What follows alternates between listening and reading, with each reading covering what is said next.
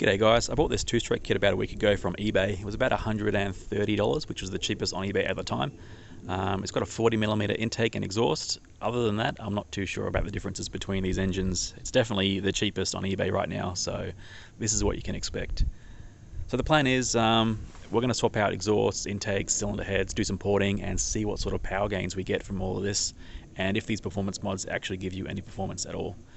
So it's had about 3 tanks of fuel run through it. I think it's ready for some baseline dyno runs, and then we'll get started with swapping out exhausts and carbies. So we want to try to keep this as consistent as possible. So I've got 50 psi on the back tyre, and I'll check that daily. I'll do maybe 5 or 6 runs for each mod, and we'll get the highest performing output, and we'll use that for the comparison. So here goes the first baseline run. We've got the Bofang carb, stock jetting, stock air filter, and stock muffler, stock CDI, everything as it came out of the box. I'll turn the cooling fan on, so it might get a bit noisy, and we'll recap after the 6 runs or so.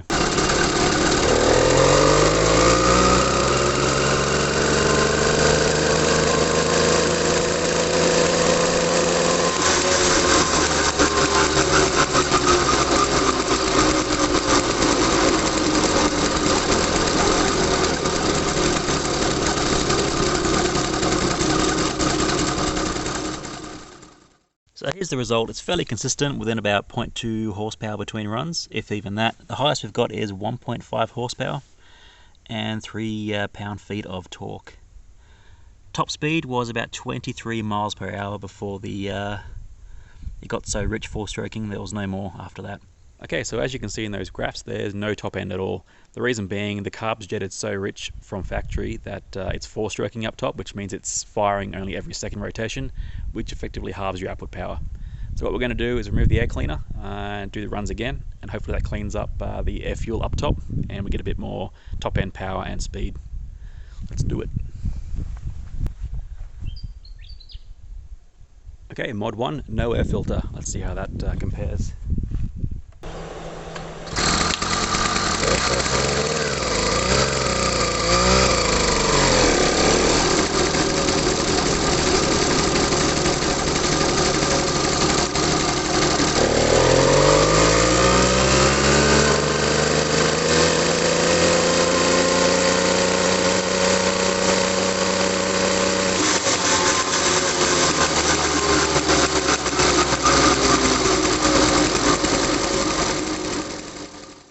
That's a pretty significant difference. We've gone from 1.5 horsepower to 2 horsepower, and we've got from 22 miles an hour. Our new top speed is 27 miles an hour.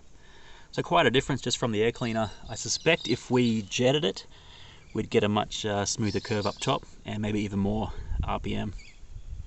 Our next free mod, we're going to remove the end cap of this muffler here. I've heard that increases top end speed and also power throughout the whole power band, but also makes it incredibly noisy. Now in Australia, you can't ride these on the road, they're illegal. Out here it's not an issue, but I suspect if you're riding it around without the cap on the muffler, you're gonna attract the wrong kind of attention and get yourself in trouble. So let's pull that off, and then we'll do a few runs on the dyno.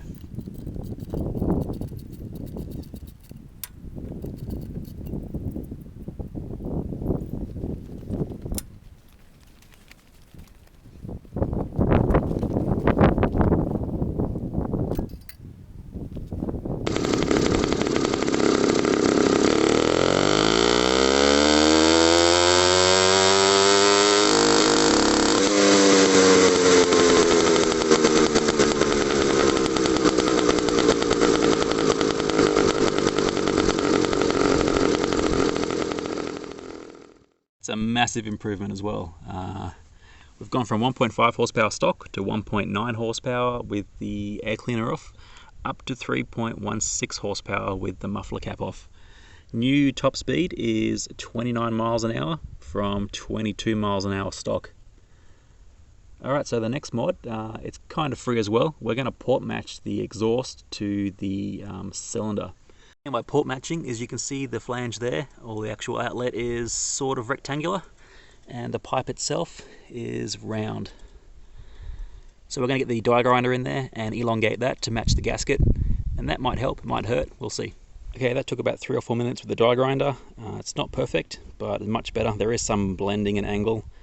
We couldn't go too hard on the outsides there because the pipe is thin.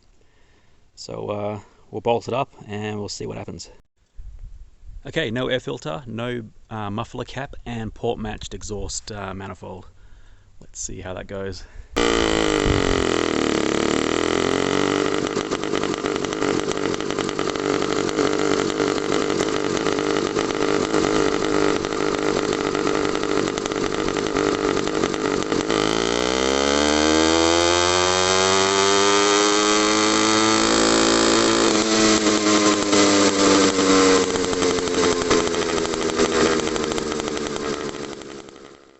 Okay, so the port match exhaust did get us a small gain from 3.16 horsepower to 3.33 horsepower. Not huge, but it's something.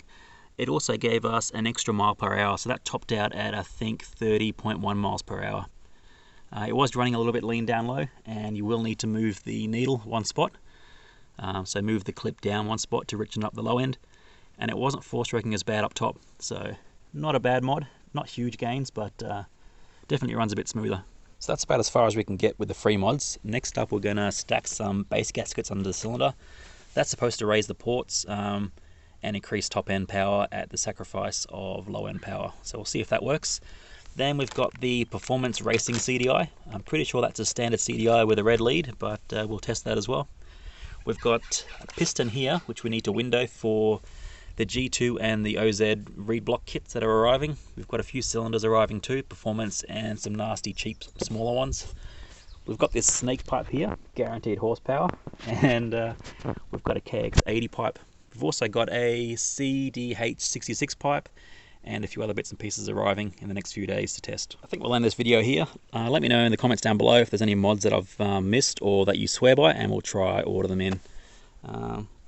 Yeah, I'll see you next time.